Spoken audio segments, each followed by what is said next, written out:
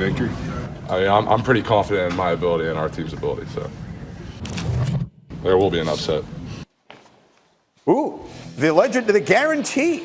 The guarantee rears itself in week 2. Might be a bad idea to poke the tiger that is Clemson.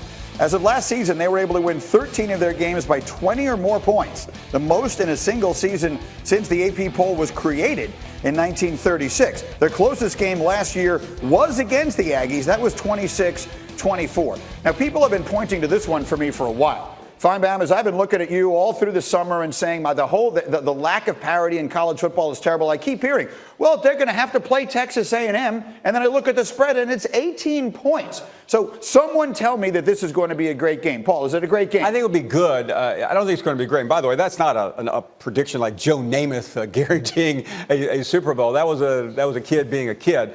But the thing I can't understand, I mean, this is the biggest game of the year for Clemson. Texas A&M is not even in the top 4 in the SEC. It just shows you the disparity between leagues. All right. How about the guarantee? How about the kids saying, yeah, there's going to be an upset? Listen, this is going to be a challenge for Clemson. And here's why, Greeny.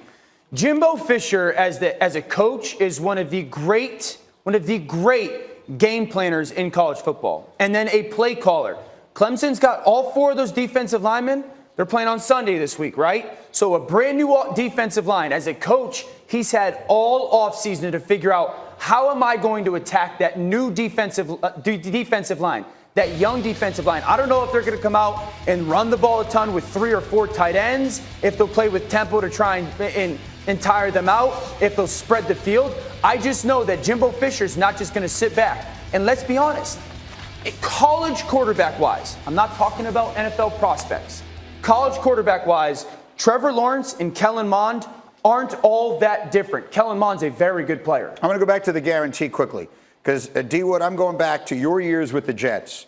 January of 2010, January of 2011. Those playoff runs you made. You went to San Diego, big underdog, and won. You went to Indy with Peyton, big underdog, you won. You went to Foxborough and Brady, big underdog, and you won. And you talked a lot. You're not you, but your team talked. I did too. He did too. You like it? I love it. You like the kid talking? Hey, listen, it's sports. It's sports, man. What difference does it make? Listen, I remember against the Chargers, Rex Ryan on the sideline was like, hell, we're going for it. I want you to point to all the guys on defense and tell them we're running right here on 4th and 1. Guess what Brandon Moore and myself did? We walked right up to the line of scrimmage. We pointed to Sean Merriman and said, we're running right here, big boy. And what did? We jammed it right down for 5 yards against the San Diego Chargers and iced the game. So go ahead. And here's the thing, though, because you guys knew you had to go win the game. It wasn't going to be the skill position. He put it on us. Hocker's putting it on the offensive line. That's what I'm talking about. Their offensive line knows. For us to have a chance to go win this game, which they do, it is on our shoulders. And he's saying we have to go impart our will on Clemson's defensive line.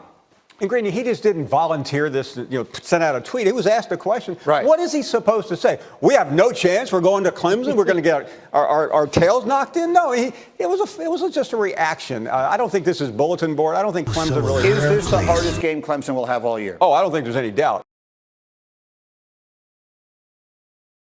I mean, the next hardest game is the following week at Syracuse. And I realize Syracuse beat them 2 years ago, should have beaten them last year. That's how easy the schedule is for Clemson. Yeah, so we'll see. Again, everyone has been pointing to this game. All of my college friends have been pointing to this game forever. It's an 18-point spread.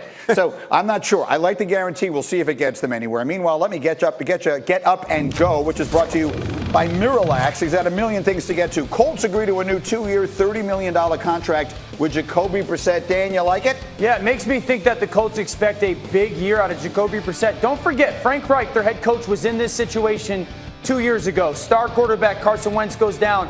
Find a way for backup quarterback and Nick Foles to play well. Now Andrew Luck decides to retire. He's got to find a way to get Jacoby Brissett to play really good football. This contract makes me think they expect a massive year from Jacoby Brissett leading this offense. They open with the Chargers this weekend in a really interesting AFC matchup. Meanwhile, get up and go to baseball. Dodgers become the first team in the National League to get to 90 wins, beating the Rockies 16-9. Cody Bellinger hit his major league leading 44th in the win. Jock Peterson went deep twice before leaving in the 5th inning. He has an abdominal contusion. The injury is not considered serious. Injury feels like the only thing that could derail the Dodgers right now. To the U.S. Open, and a day after top men's seed and defending champ Novak Djokovic retired, defending champ Naomi Osaka on the women's side was ousted in the 4th round by 13-seed Belinda Bencic. Saudi will now take over as world's #1 player next Monday. Osaka will drop from #1 to at least #3, but either way, she is out, and this loss opens up a giant path for Serena Williams to equal Margaret Court's record 24 Grand Slam singles titles. She plays against Wang Qiang in their first ever meeting tonight. No player left in the women's bracket other than Serena has ever won a Grand Slam title. On the men's side, the 2-seed Rafa Nadal gets into the quarterfinals with a 4-set win, an entertaining match against Marin Cilic, 6-3, 3-6, 6-1, 6-2. He dazzled the crowd with some spectacular play, and in the crowd was that fella.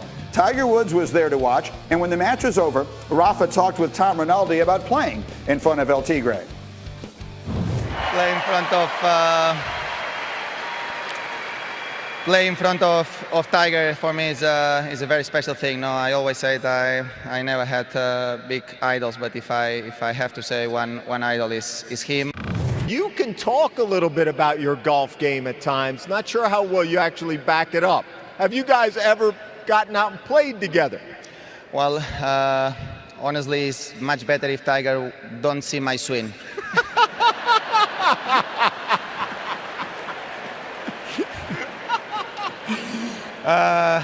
Maybe he can lose a little bit the rhythm after that.